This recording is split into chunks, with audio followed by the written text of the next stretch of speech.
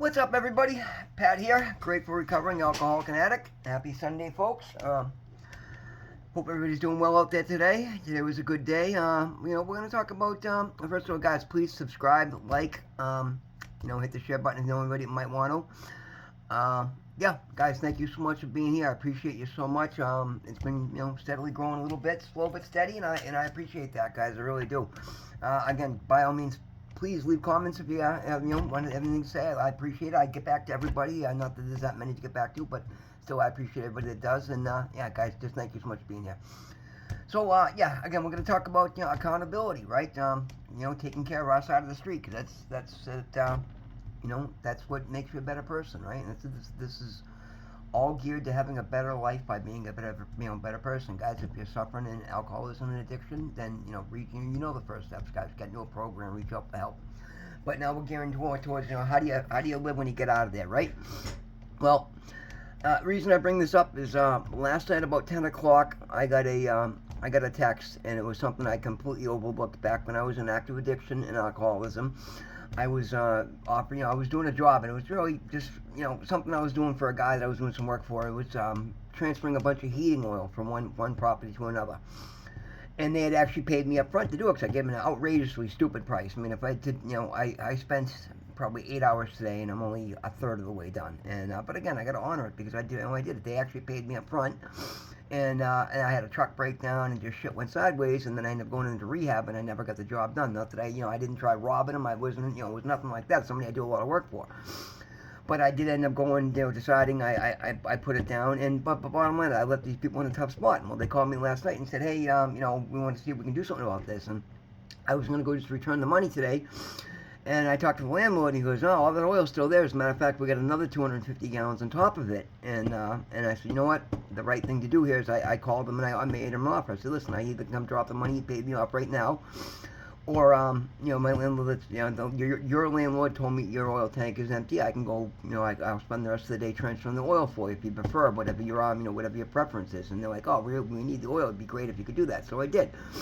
And now there's a second tank there. So I also told them that, because of, putting through the headache, I'm gonna transfer the second tank of oil for them for free. That's gonna come out of my pocket, right? And it's a lot of work, guys. You know what I mean? Pumping out, and I gotta, anyway, regardless. But you know what? I did it because it's the right thing to do. These people could have been, they could have been miserable. They could have been a real pain, they could, and rightfully so. They could have come after me in any of a number of ways. They could have reported me to the police, guys. I mean, they could have done any number of things, but they didn't. They were kind, they were gracious, and they were understanding, and so I'm rewarding them for that fact by, doing a whole bunch of extra work for it. And it's not easy. It's I come home today. It's my Sunday. I got out of church. I was looking forward to relaxing, doing some online courses that I was doing, but I jumped right on it, guys. It's freezing out today, right? But I went and I took care of it, and I got more to do, and I'm going to take care of the rest of it tomorrow, because I'm going to make it a little bit easier, hook up an electric pump, rather than doing it all by hand. I made a mess. I come home covered in diesel fuel, and, heating oil, same thing. But you know what? It was the right thing to do, so I did it, because it was the right thing to do. And if anything, I appreciate the fact that they didn't make my life miserable about it. They were kind enough to let me make up for my mistake, and move on, right? So now I got happy people, and I saved a customer. And here we call me for a lot more work again, right? Everybody's happy, and I didn't have to come out of pocket the money they paid me, and I didn't have the police knocking at my door with a warrant for my arrest for whatever, however they want to call it. Anyway, so that's what I'm going to talk about, guys. You know what? It's not always easy to do the right thing. And when that text came in last night, I was nervous because I didn't know how they were going to respond. And my first thought was, oh, do I? But I'm like, no, I'm gonna text them right back right away and say, you just tell them the truth. Listen, I'm so sorry. I end up in a hospital rehab facility, and it completely slipped my mind. I'm so sorry. If you want, I'll just come back and drop the money you paid me off. And she was thrilled with that. And then when I realized that I could still do the work, they were even happier that I went and did the work. Now today, if they offered me that same job, I would have charged them triple to do that, and still would have done a good job. But that's the difference, guys. When I was at there running amok, I was cutting my own throat. I was giving myself away for nothing. But you know what? Because I put them through the predicament, I'm going to do double the work for under the same price that I offered them in the first place, because it's the right thing to do, guys. And it'll come back to me. I'm not worried about that. You know what? Because at the end of the day, I feel good about it today. Like when that feeling hit me last night, man, it ruined my day. I felt terrible. It was just a reminder of some of the shitty things that happened in active addiction, And now today, because granted, it was a hard day, and I got a lot more work to do. I got to do for free, but I don't care. At the end of the day, I feel good because I made it right, and making things right feels good. Doing the right thing for the right reason, it makes you feel good, guys. Not only that, but it opens other doors. I don't know what else is going to come out of that, but I know one thing for sure, that property owner who's got a whole bunch of properties is going to continue calling me and using me for stuff because I made it right, and I explained to him what happened, and he's a good guy, and he was real happy with it. So I'm glad I did what I did. But that's what we're talking about, guys. We're gonna clean your side of the street. Take care of your stuff. Don't worry so much about what other people are doing. Don't worry about how people react to you changing your life for the better. Do it anyway, right? They either get to come along with you and fix their life, or you just move on without them, and eventually they're gonna catch up, or they were holding you back in the first place. You gotta have the balls to step out and do it. It's not always going to be easy, guys. There's always going to be pitfalls. There's always going to be bumps in the road. There's going to be, your past coming back up to bite you in the ass. But if you tackle it head on, it's not that big a deal, right? I feel so much better. I can't tell you the relief I feel right now. And that's something I hadn't thought of, but it is something I had thought of occasionally. And I'm like, oh, God, I don't have to deal with that at some point. I'm like, I didn't know how it was going to go. I mean, and honestly, that could have turned into a real problem for me. But no, instead, it ended up being an asset, and I got a customer back. So, guys, one thing I tell you, you worry about yourself before others. And again, if somebody's coming at you sideways, by all means, correct them, but correct them kindly. But always, always, always, guys, don't worry about the splinter in your brother's eye if you got a fucking wooden stake sticking out of your eye. You know what I'm saying? You might be seeing things a little skewed. So take care of you first, you know what I mean? Correct your mistakes first. That's why I always say you do the inner work first. Forgive yourself, forgive others, and if there's something you got to go talk to somebody about, then, but you know what, but do the work within you first. Forgive them for you, never mind for them, you know what I mean? Let them go. If it's that bad, you don't have to talk to them again.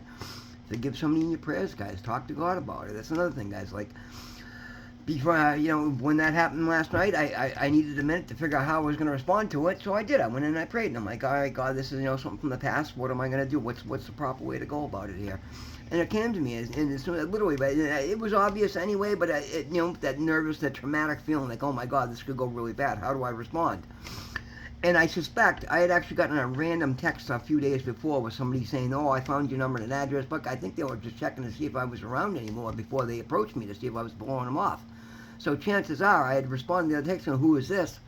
So chances are, they know I'm back, they know I'm in the area, they know I'm around, and if I'd blown it off, it could have been a real problem for me. So just gotta, face the stuff, guys, and just be honest and try to be good. But that's why you always try to clean your side of the street. Like, I'm pretty sure that's the only pitfall I have left out there from before I went into rehab, and I'm so glad that that's no longer hanging over my shoulder, guys.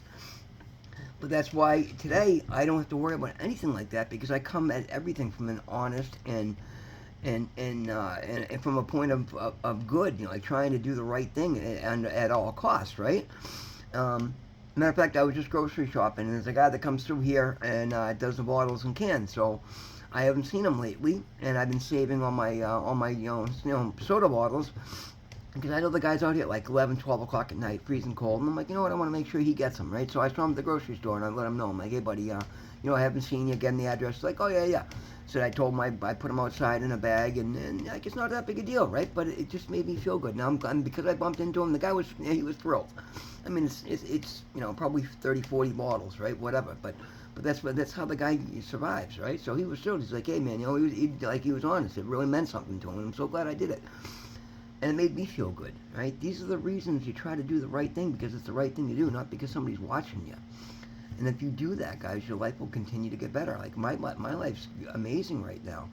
And now I'm at a point where I'm actually working enough now that, and because I'm actually not cutting my own throat, I'm investing in myself and believing in myself.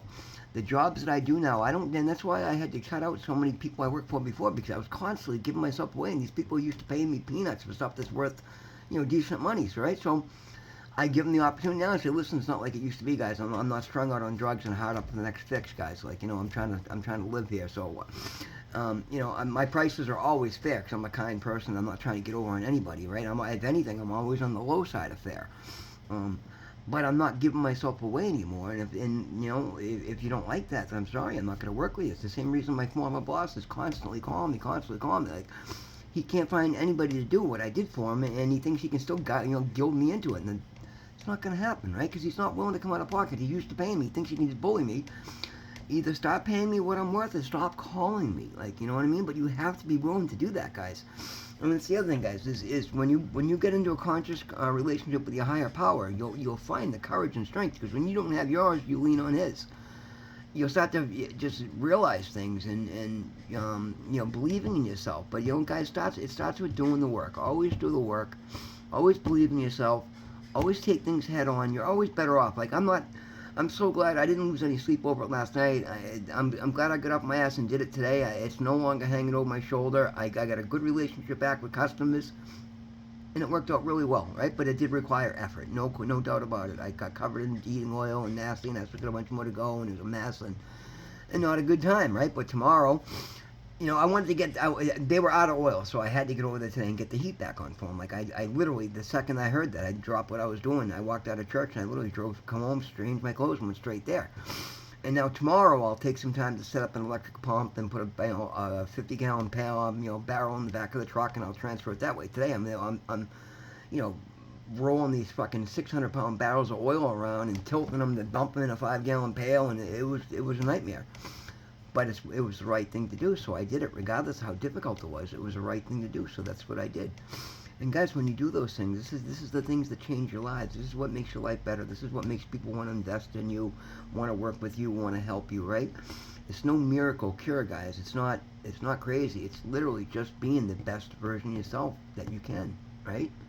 It's that simple, guys. Do the work, reap the rewards, get the benefits. Alright, we're going to leave it at that, guys. My videos are getting a little bit long. This Sunday night, we'll give you guys a break. Give my break. I'm cooking a roast beef for dinner. Going to make myself a nice meal to, reward myself for doing the right thing today. And that's the other thing, guys. Always reward yourself for celebrate your successes, right? Joy is very important. Like, you gotta enjoy your life. Work hard, enjoy yourself, do the right thing, and help other people along the way. That's the name of the game, guys. Always about helping other people. Remember, don't worry about the splinter in your brother's eye if you got a freaking stick sticking out of your eye, right? Worry about the stick in your eye before you worry about the splinter in your brother's. Guys, thank you so much. God loves you. I love you. Again, thank you for being here. I appreciate it more than you guys possibly know. Be safe. Get indoors. It's cold out tonight, guys. Get into a program. Help somebody else along the way. Be safe. We'll see you tomorrow, okay? Thank you, guys.